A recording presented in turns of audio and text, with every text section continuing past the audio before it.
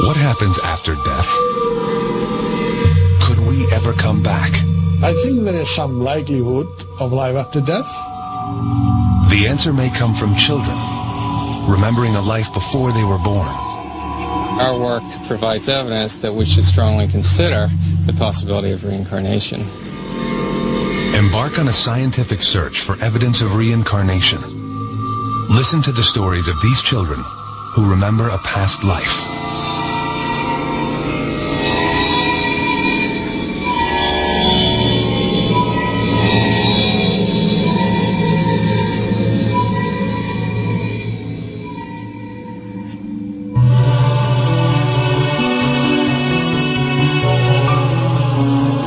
Everybody was asleep when the fire came.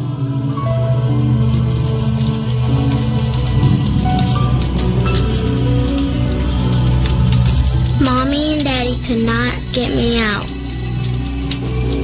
I stayed with the fire. The fire was hot. I know Mommy and Daddy will be happy when I come back. The memory of a child. Not of death, but of a new life.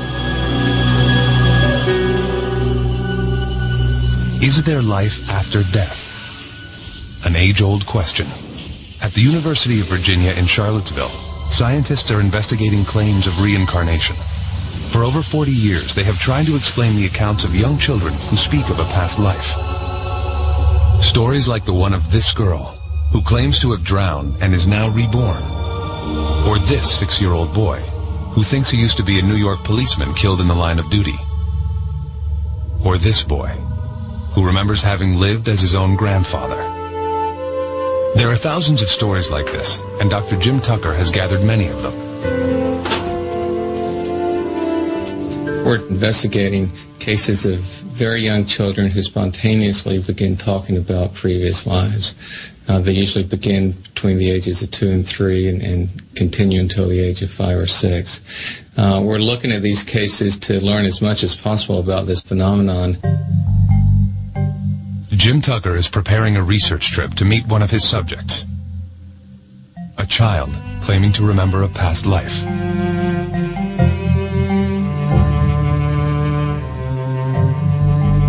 Gus Ortega is a little boy in Colorado who has talked about being his grandfather.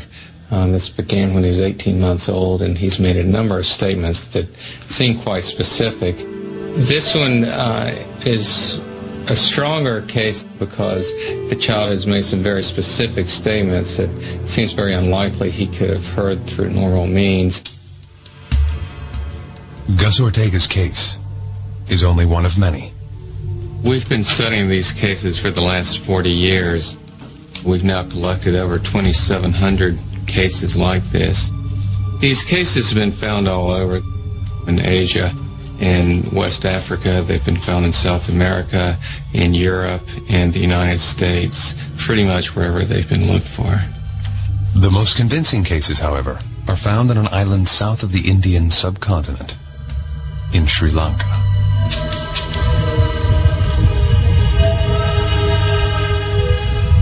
Sri Lanka, a mystical place. A place also where people believe strongly in reincarnation. Most of the island's inhabitants are Buddhists. One of the reasons may be why there are so many cases of children remembering a previous life.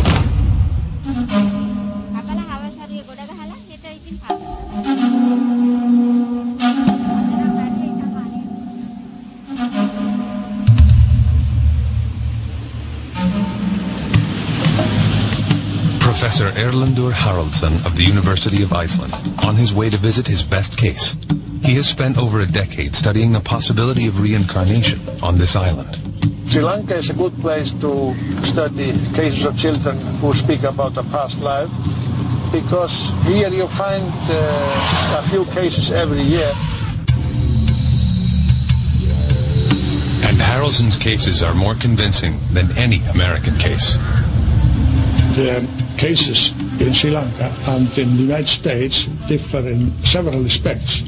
First of all, in the States, these are mostly in-family cases. Here in Sri Lanka, in family cases are rare. I've only had a few. And secondly, the details seem to be greater here in this country. What makes Haraldson's cases so intriguing is that the children remember not the life of another family member, but that of a complete stranger. Haraldson crosses half the island to meet with his most fascinating research subject, a girl by the name of Diluxi. This is a very interesting case because Diluxi was talking about memories of a previous life for almost 3 years and doing so persistently and repeating the same story over and over again. The little girl Haraldson is about to meet shocked her parents when she said that she was not really their child. She claimed she had another mother and father elsewhere. She was saying that she had lived in a place near Tambula, and there was a stream there. She had fallen into a stream and drowned. Haraldson hopes the trip to meet Diluxi may yield some answers. I was always interested in these images or thoughts or behavioral characteristics that are sort of out of tune with their present life. How do they arise? How do they come into these children?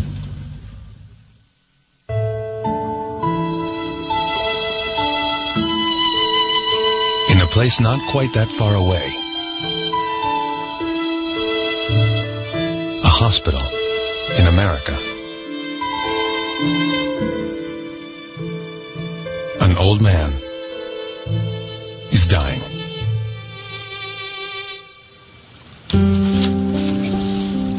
And a young boy believes he is this man reborn. Gus Ortega is a normal 6-year-old. Like most boys, he cherishes his time with his dad. But this relationship is different. Gus remembers that he played with his dad in a previous life. Only then, he was the father, and his dad was his son. This is the case that UVA scientist Jim Tucker is investigating. Whenever I go to see a case, I go with a certain amount of skepticism. I never go with the assumption that this is reincarnation. And that's also the same approach that I have with the work as a whole. We're here because this is an interesting phenomenon, so we're trying to learn as much about it as possible.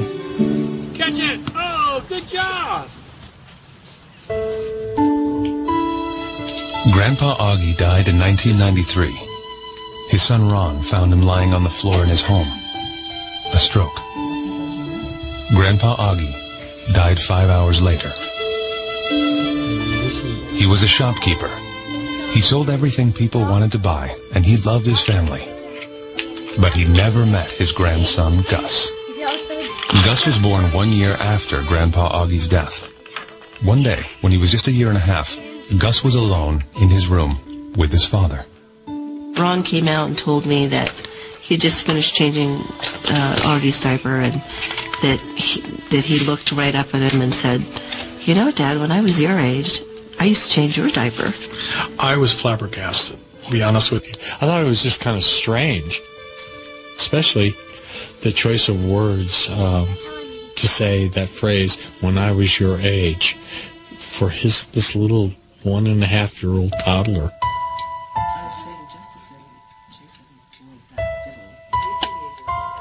He started talking about Grandpa, and just the little things he was saying that we knew he couldn't have known because he never met Grandpa. His grandfather died a year before he was born. So, we were pretty puzzled about it. Then one day, Ron Ortega brought a set of old photos home, and something even more remarkable occurred. And I said, "Oh, look, look at this old photograph." And he came up to it and he goes, "Oh, there's me." I mean, I was like, just totally astounded, it just stopped me, cold. I mean, because how would he know that? Gus would make more statements like that over the course of the next years. He would recollect episodes of his grandfather's life that even Ron could hardly remember. And he was there. Gus knew more about his grandfather than he should have. Is this evidence of reincarnation? How else can these children remember another life? The case files of Dr. Jim Tucker will yield more clues.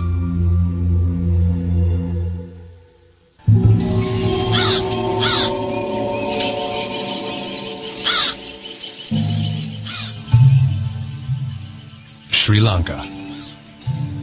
On his way to investigate claims of reincarnation, Professor Haraldson and his translator finally arrive at the home of Dilukshi Nisanka.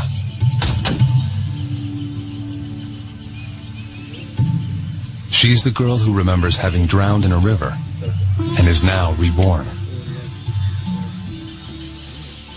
Dilukshi's case is one of the best, perhaps even the best, of the cases that we have studied here in Sri Lanka.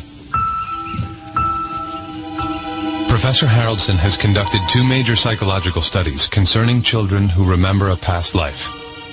Surprisingly, their psychological characteristics are not much different from children who never report such memories, except for one crucial difference.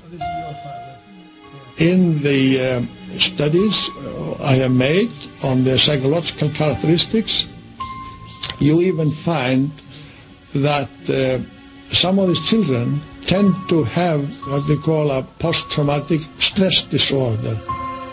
The question is, how does it get there? They have not experienced anything particularly death-threatening in this life, but they have these images of having died in another life. This may be the reason for this apparent post-traumatic stress disorder. Has Dilukshi really lived before? These children, they are experiencing something real. It is psychologically real.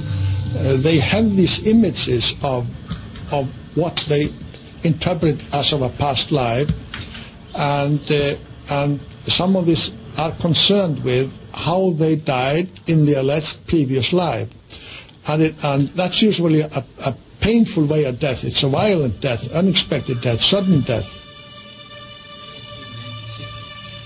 Could Dilukshi just be making her stories up? If they were making up some fantasies, then one would expect them rather to make up some fantasies of a better life, or something that would be of some satisfaction to them. But to think about how they died is not really a pleasurable fantasy. For the Nisanka family, Dilukshi's memories are painful. Every time they talk about it, they are reminded that Dilukshi does not feel part of their family. It is especially difficult for her mother. She first started speaking of her previous life when we took her to Montessori preschool. She also mentioned when we went to the temple that her temple was in a different place.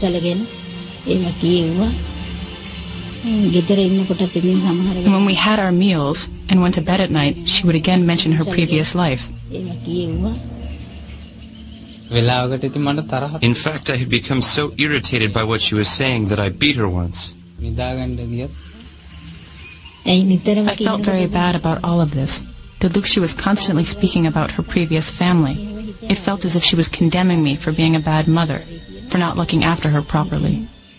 Could you tell us what it is that she still remembers? There was a footbridge across the stream near my house.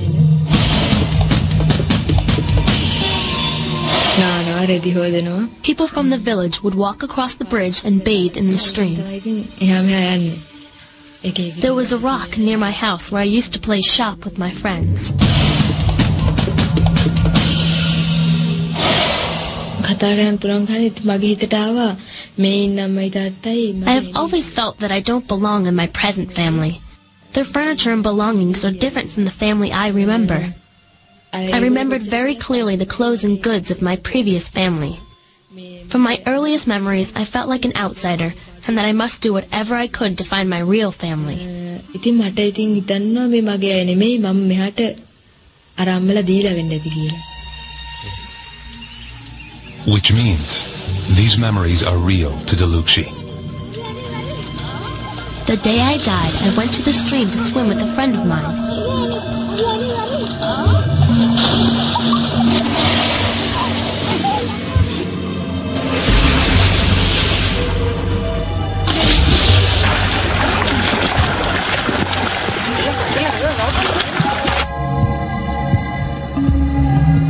And then, somebody pushed me.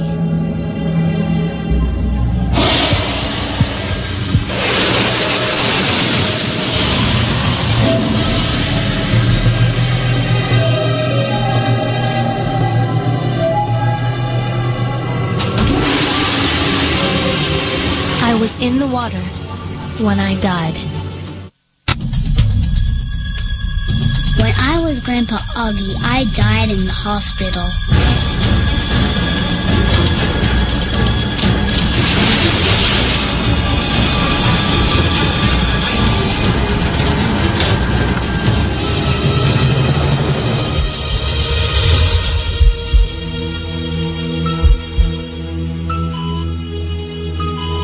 When I went to heaven, God gave me a card.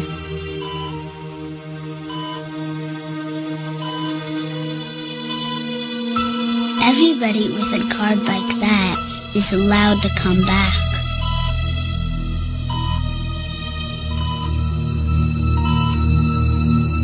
I want it to come back.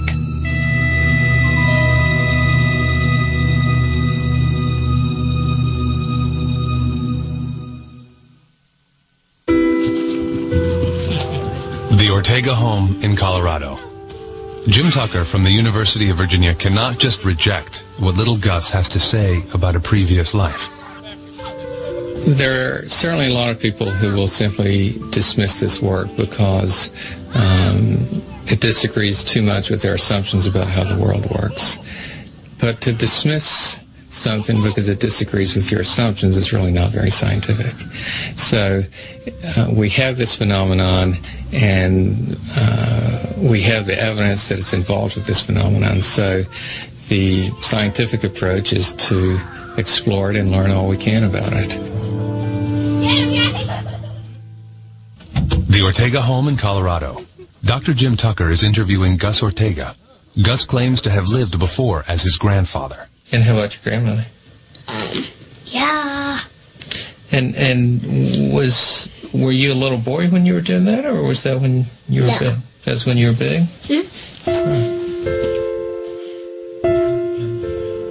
Is Gus telling the truth?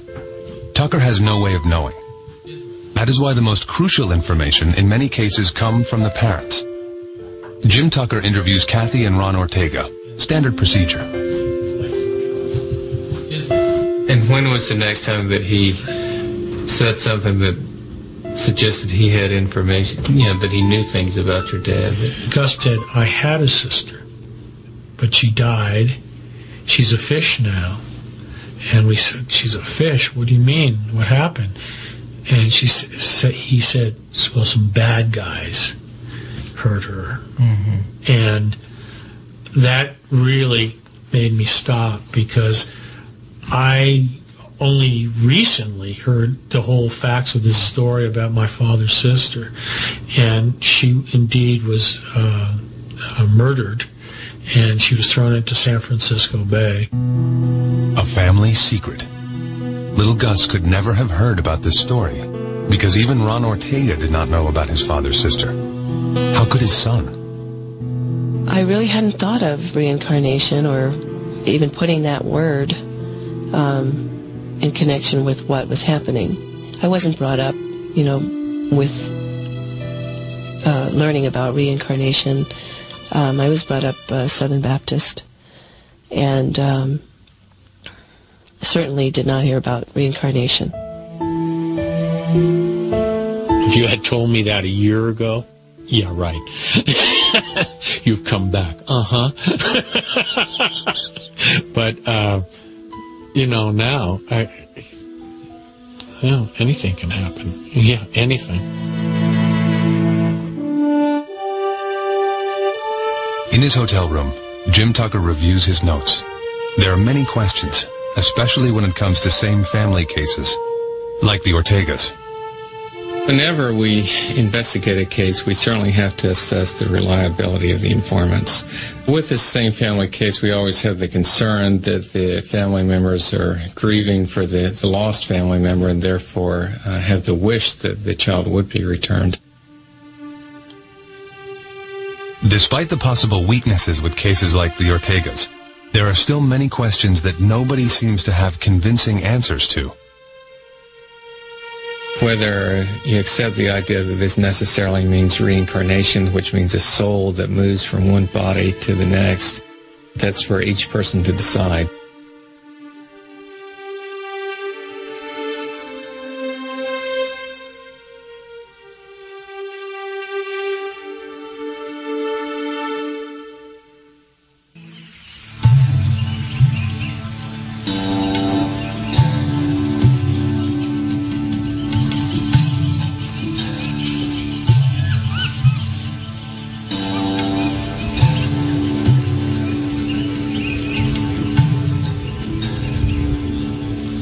Professor Haraldson and his translator climb the steep steps to one of Sri Lanka's most recognizable landmarks, the famous rock temple of Dambulla. The next step in the investigation of this case leads us here to the Dambulla temple because Dilukshy had spoken about it. And then the family, they decided to do something about Dilukshy's talk. Dilukshy's parents decided to call the abbot living in this temple and ask him if he knew of any girl who had died in this area and who fit the description given by Dilukshy.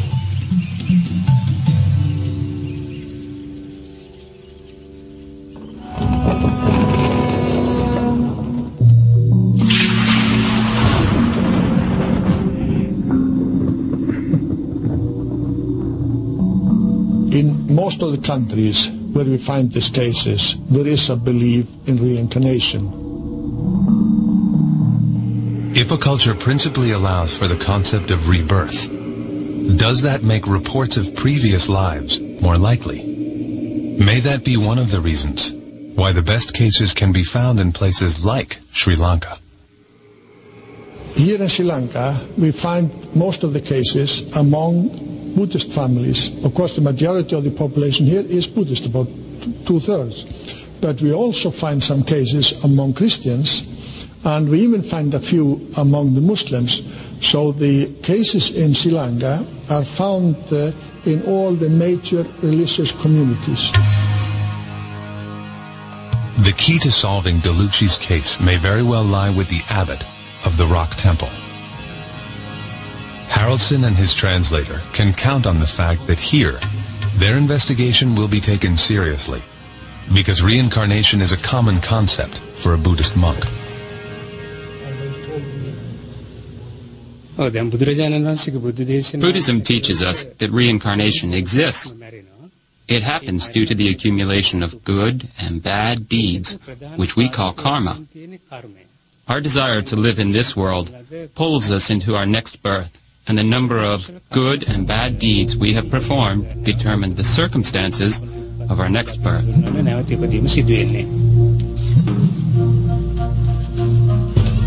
But in the case of Dilukshy, the abbot is unable to help. He knows of no other family that matches Dilukshy's memories. Instead, he refers the scientist to the local newspaper. A personal friend of the abbot's, a journalist, decided to investigate Dilukshy's claims after speaking with the monk. This is how the story continued. Mr. Apipala, he learned about the case. He went and interviewed Dilukshy and the parents about what she had been saying about a previous life. It was then published a few days later. And this newspaper has a distribution all over the country. For the journalist, it was a good story. I consider this case unique because for over 30 years I've researched these types of stories and have come across various people who talked about their previous births. But this one is 1 in 1,000. His readers were enthralled with Delucci's mysterious memories and the remarkable details she remembered.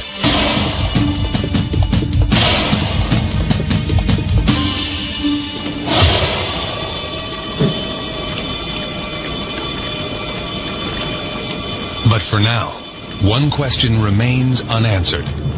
Will the scientists find a match to Delucci's memories of an earlier life and death?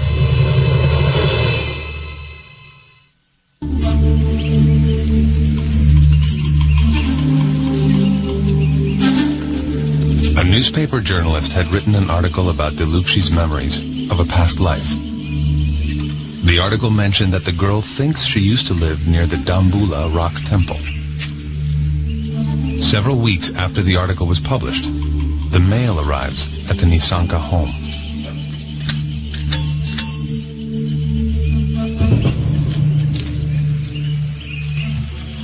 When the postman handed Mr. Nisanka his mail that day, he was surprised to find one letter postmarked from Dambula. He had no friends or relatives in that part of the country. When he opened the letter, he was stunned.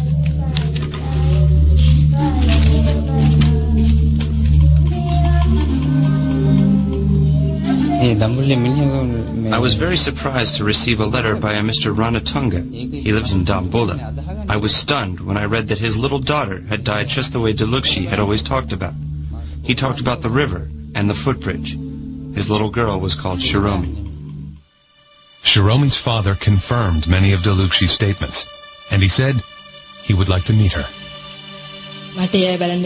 I missed my previous parents very much, and I longed to see them again. After this letter, my second mother was finally convinced, and she agreed we would go and meet with them. There was nothing her current parents could do. Delucci was now determined to meet the people who she believed were her true family. If they would not take her to them, she threatened to run away.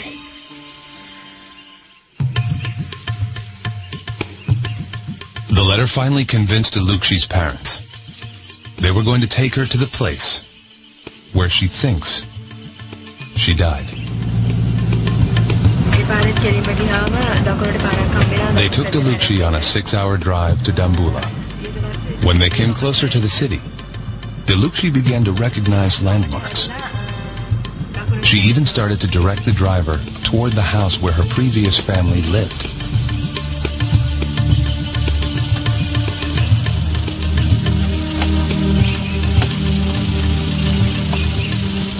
Even today, after several meetings, it is still a moving reunion.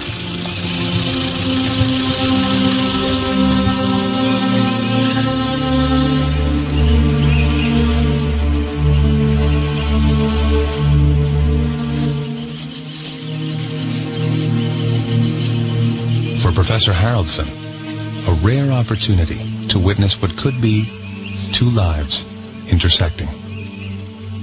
This meeting is quite emotional. It's only about in a third of all cases in Sri Lanka that you are able to find a connection between what a child is saying and a previous family or a person who died that fits the description. This is very rare. Professor Haraldson is astounded by the change in character as soon as Delucci meets her previous family. She is less withdrawn and seems to fit in much more naturally with this family. Could she really be this little girl, reborn? Shiromi was a very obedient girl who never left the house without informing us where she was going. She always left the house with her younger brother and her sister to swim or to play. And one day she just did not come back. I was so upset that Shiromi hadn't returned home that I ran about looking for her. When they found her in the water, I fainted upon hearing I'd lost my daughter.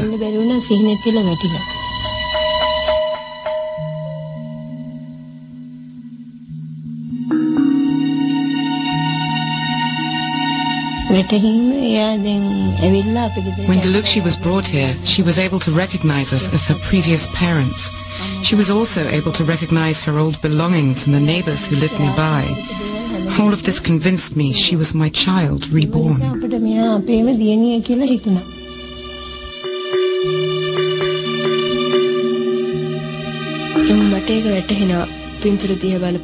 I know I am that little girl over there in that picture. When I saw my previous parents and previous brother and sister, I felt very happy. It felt like I was finally returning home after a very long time away. At the end of the day, Deluxi takes Professor Haraldson for a walk to show him the sights of her previous life. When we compare how well these statements fit the life of Shiromi, we find that about 12 of them, we have around 20, about 12 of them fit really well and are fairly specific. Deluxi leads Professor Haraldson to the rock, where she claimed she played as little Shiromi.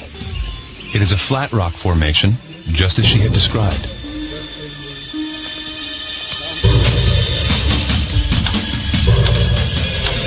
The footbridge over the little river is also there. And this is the spot where Shiromi fell into the water. When I come to this particular spot, I become very afraid. In general, I am not afraid of water. But when I come to this spot, I get very scared. Deluxi tells the scientist that she remembers black spots just before she died. Haraldson thinks the water plants growing in the river might account for this. I think there is something real there. She has some real images of these events, but I think these images, these thoughts were with her from a very early age and even continue to some extent up to the present day. Deluxi herself is convinced that she died here, in her previous life. For many who evaluate the evidence that Haraldson and his colleagues have gathered, the answer is simple. If you believe in reincarnation, this research gives some scientific basis to this belief.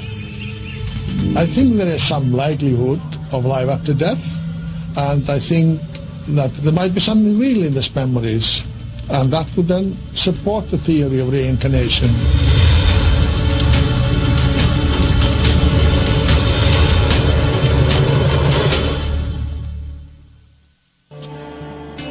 But despite how convincing Deluxi's case may sound, not everybody agrees with these findings. One of the dissenters is Dr. Richard Wiseman of the University of Hertfordshire, near London.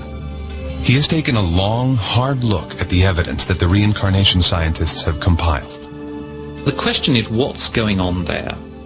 And I think part of the problem with assessing the situation is you simply don't know the role that chance could play. In order to answer that question, Wiseman has devised a very simple experiment.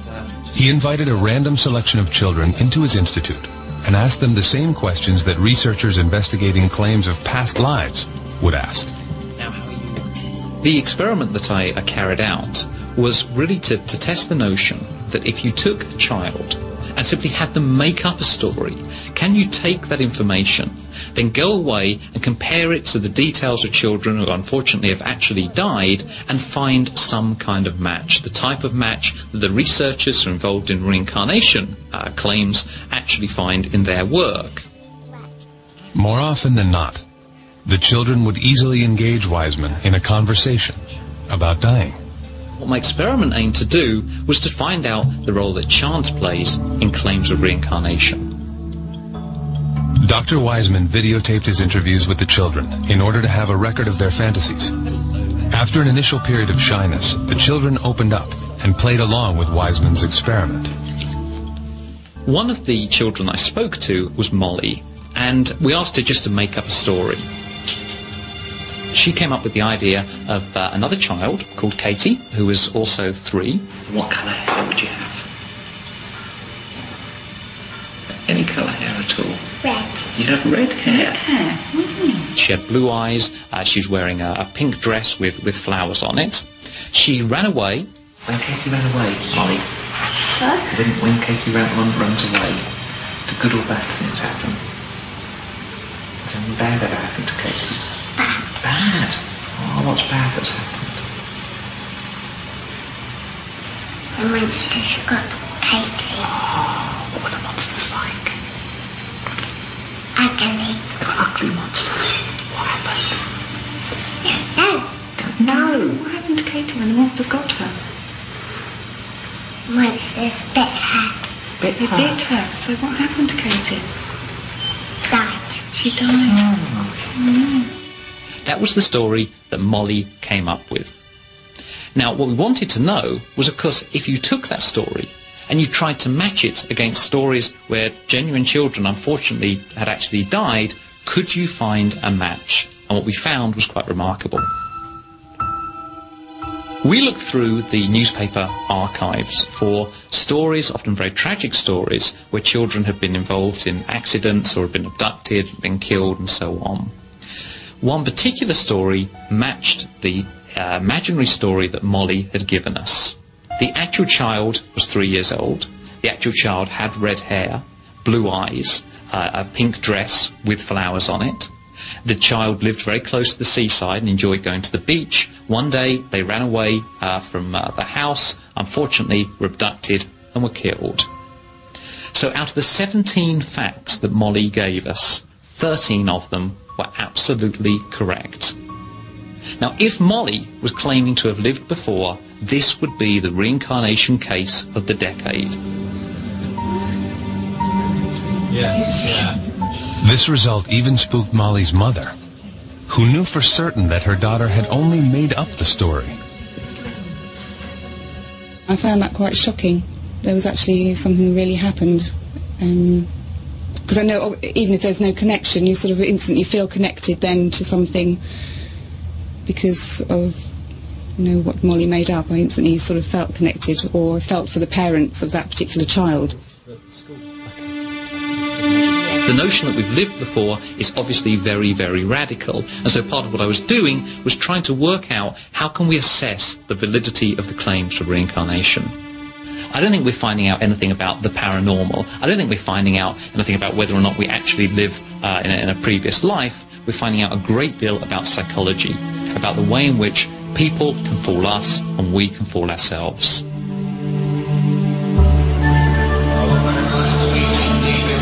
But what if there were reincarnation cases that would not ultimately rely only on the memories of young children? Jim Tucker is on his way to another case, from a category of cases that his critics will find much harder to disprove. The more that the cases were found, one started to come out with birthmarks and birth defects, and we found that in many cases there was a striking correlation between the birthmarks on the children and wounds that the previous personalities had. And we've been able to track down autopsy reports or medical records to make sure that in fact there was a match there. For the first time, these birthmarks provide a physically verifiable piece of evidence suggesting reincarnation.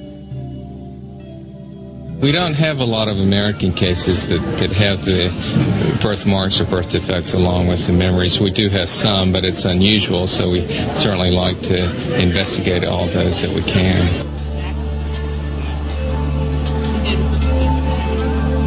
And Jim Tucker is about to visit one of these cases. He is boarding a flight to Florida to meet a boy who remembers being a New York policeman killed in a hail of gunfire.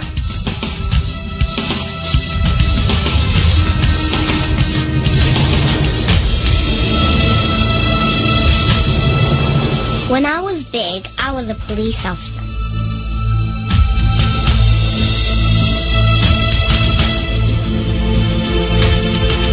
I walked into a store one night. There were bad guys, too.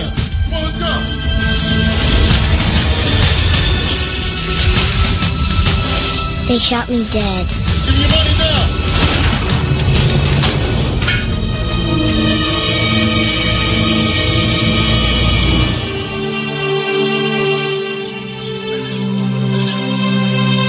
Pensacola, the home of Maria Hagedorn. She is the mother of 2 children, 2-year-old Mia and 5-year-old Ian. Ian is a very sick boy. What kind of dress do you like to wear? Maria Hagedorn's son suffers from a very rare heart disease. If he exerts himself too much, he struggles for air and faints. Trips to the family cardiologist are frequent. Continued observation a must. Little Ian had 6 major heart operations before he turned 4. He was a big, healthy 8.5-pound baby, and they took him off. They said to take a bath, give him a bath. And they never came back. Over an hour went by, so I sent my husband off to find the baby. And he came back quite a bit later with 2 doctors, and they were all crying, very visibly shaken, which I knew that the news was not good. The doctors told Maria that Ian would not live through his first day. Only an emergency operation would save his life. 6 hours after his birth, Ian underwent major heart surgery. Ian had underdevelopment of the pulmonary valve, which is the artery right here we see in this drawing, and that caused the right side of his heart not to develop as well. And what that leads to is a lack of oxygen in his blood. So it's a condition where he is essentially suffocating because not enough oxygen is delivered to the brain and to the rest of the body.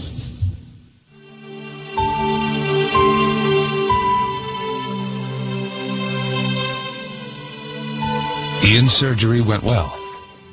After almost 9 hours, a team of doctors managed to repair the valve. But the underdevelopment of the right side of his heart would take time and more operations.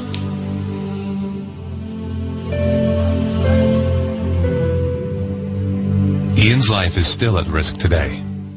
What brings Jim Tucker to this case is an event that took place over a year before Ian was born. My dad was a police officer, and he walked into Radio Shack, and he could tell something was going on. 2 guys up at the front desk pulled a machine gun out of their overcoat and pointed it at the manager. And my dad pulled his revolver and said, "Drop your weapons, I'm a police officer." And somebody was shooting him quite immediately after he said that. Jim Tucker and Maria Hagedorn review her father's autopsy report. Eerily, the cause of death jumps out at anyone reading this report. Maria's father died from a ruptured pulmonary artery caused by a gunshot wound, the same artery that is causing Ian's misery. But something else happened that seemed even stranger to Ian's mother. The first time was when he was about 3, and I was doing some work in my office, and he was making quite a bit of noise, and I had threatened him with a spanking if he didn't quiet down. And he stood there and looked at me and said, "When you were a little girl and I was your daddy, lots of times you were bad and I never spanked you," which just kind of blew me away. He didn't get a spanking. And then Ian began to talk more about his grandfather. Growing up, we had 2 cats, a black cat and a white cat, and the black cat was Maniac, and the white cat was Boston. So one day I was doing something, and Ian came over to me and he said, "Mom, when you were a little girl and I was your daddy, what was my cat's name?" And I said, "Maniac?" And he said, "No, the white one." And I said, "Boston?" And he said, "I used to call him Boss, right?" So he knew the color of the cats, and he knew the nickname that only my dad used to call Boston. Maria collected more and more stories like this one from Ian. She is now convinced that Ian is her father reborn. It isn't only the stories, but the physical evidence, the correlation between Ian's heart disease and her father's mortal wound, that has removed all doubt from her mind. Much of these cases often involves memories and statements and behaviors The birthmarks are something that's completely objective, and it's something that is beyond memory or beyond chance. Maybe Ian's memory is fooling him. Perhaps his random statements are connected to his grandfather by pure luck. But it's the combination of memory and physical evidence that is so convincing. I didn't want to go back, but God just gave me to you. God gave you to your mom? Yes. Even though you didn't want to come back? The case of Ian Hagedorn demands the question, what does all this evidence mean? There are obviously huge questions here which we haven't even begun to try to answer, such as, is there a soul? If so, what does that term even mean? How does it get carried over from one life to the next? When you look at all these cases, you can certainly focus on the weaknesses if you choose to. But I think there's also enough here so that if you choose, you can step back and say that there may just be something remarkable going on.